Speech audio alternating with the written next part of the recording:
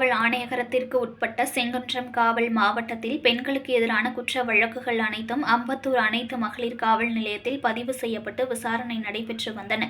கடந்த ஆண்டு பொதுமக்கள் வசதிக்காக செங்குன்றத்தில் அனைத்து மகளிர் காவல் நிலையம் துவங்கிட முதலமைச்சர் மு க ஸ்டாலின் உத்தரவு பிறப்பித்திருந்தார். இதையடுத்து செங்குன்றம் காவல் நிலைய வளாகத்தில் செங்குன்றம் அனைத்து மகளிர் காவல் நிலையம் அமைக்கப்பட்டது.